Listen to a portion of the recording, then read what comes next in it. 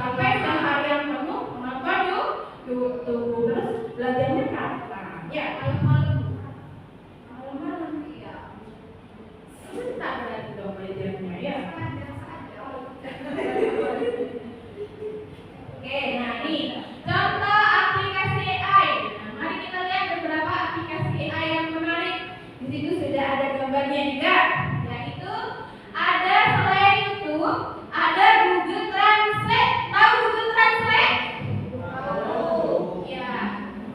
Google Translate membantu kita berbicara dengan teman dari negara lain. Mungkin ya kalian saat berlibur dengan orang tua ya. Selamat ke Bali. Bali itu kan banyak ya turis-turis ya. Misalkan kalian ketemu dengan turis tapi yang sebaya pengen gitu loh bisa ngobrol. Nah, kalian bisa menggunakan si Google Translate ini dari HP ya. Misalkan bahasa Indonesianya, hai apa kabar? Kalian bisa menggunakan Google Translate dan itu langsung keluar ya bahasa Inggrisnya.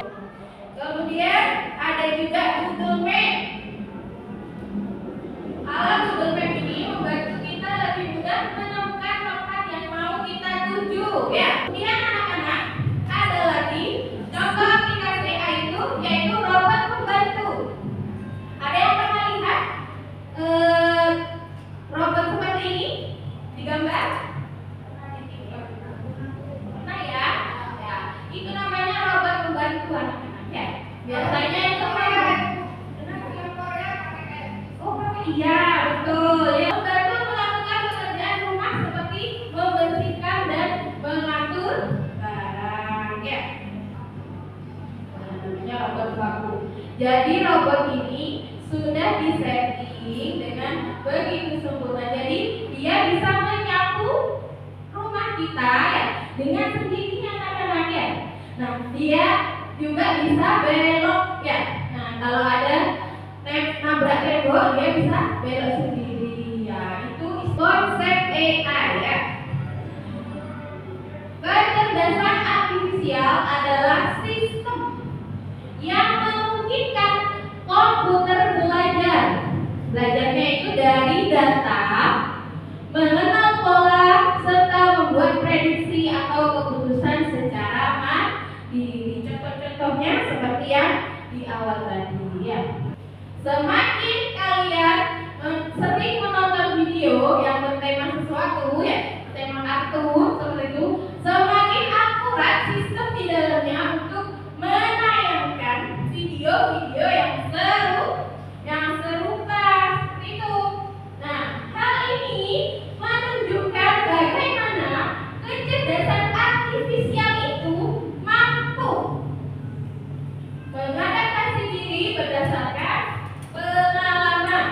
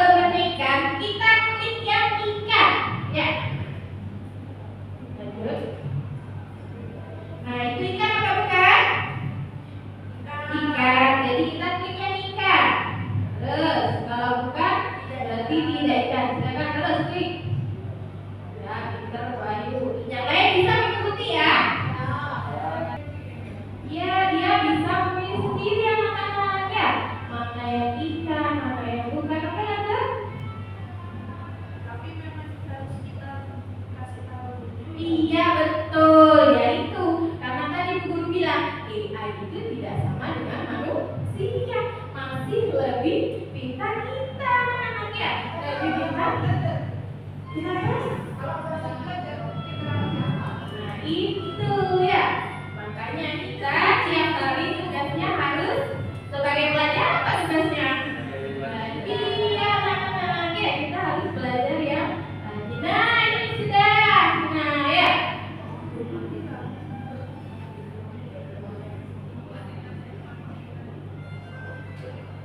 Sejauh ini kalian telah memakai AI untuk mengidentifikasi.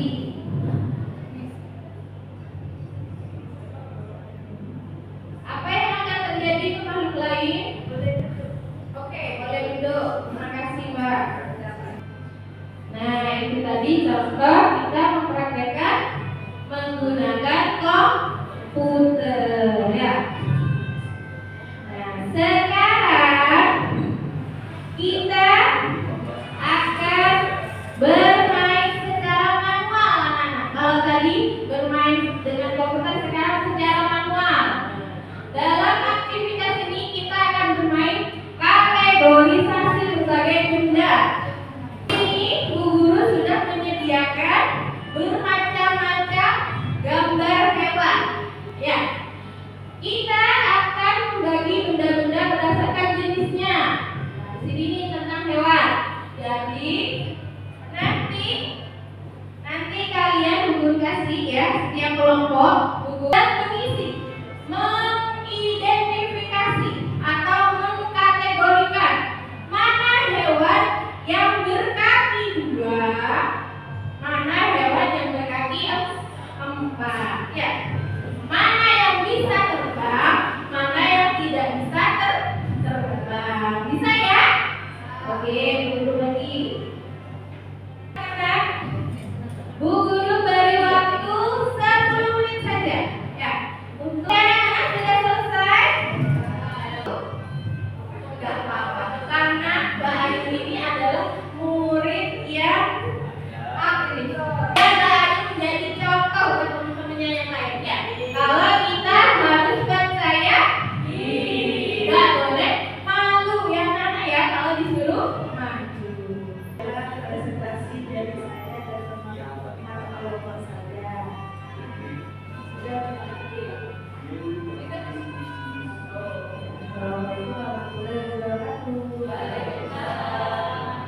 Oke, mana aplausnya Mbak Ayu? Terima kasih ya Mbak Ayu. Nah, sudah paham sampai di sini anak-anak?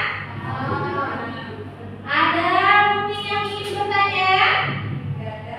Oke, sudah paham ya. Nah, jadi kesimpulannya sekarang apa? Ada yang bisa? Kita dari tadi belajar tentang apa? Kecerdasan artifisial ya. Ada yang bisa menyebutkan?